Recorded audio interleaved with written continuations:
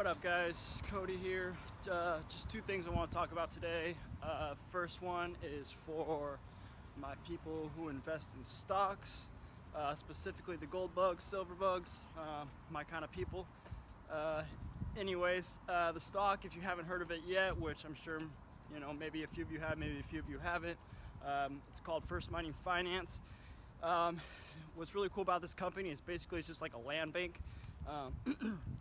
With right now how the metal prices and how they have been kind of suppressed, especially silver, and a lot of these companies, they're not really making profit mining, precious metals anymore because they just can't, right? So First Mining Finance goes in there and basically gets bargain prices on these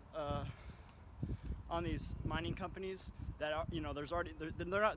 First Mining Finance is not doing any development or any exploration. They're just already buying up assets that they already know have mineral deposits in the ground. It's already there.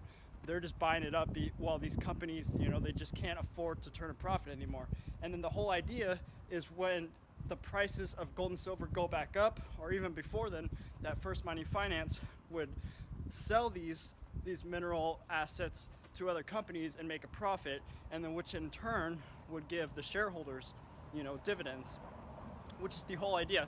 But I mean, if you think about that, for the people who buy gold and silver like me, I invest in gold and silver to preserve my wealth, ultimately thinking that in the long run I'm gonna make, dollar-wise more money, which is basically what they're doing on a much bigger scale with millions of dollars.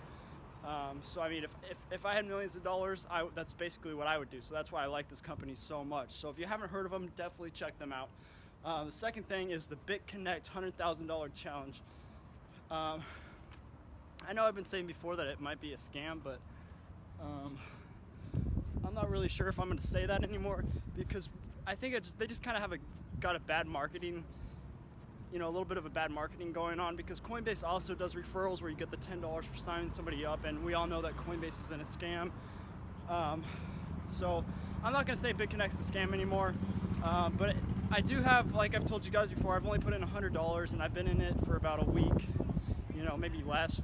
I'd say 5 to 7 days, and so far just on my the interest, I made $1 and like 89 cents back in a little less than a week on $100. That's pretty good. That's better than you're gonna get out of bank.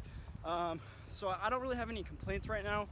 But as far as the $100,000 challenge with Bitconnect, the whole idea is like you eventually get so much money after the interest and principal that you put in, continually reinvesting your interest and putting in more principal.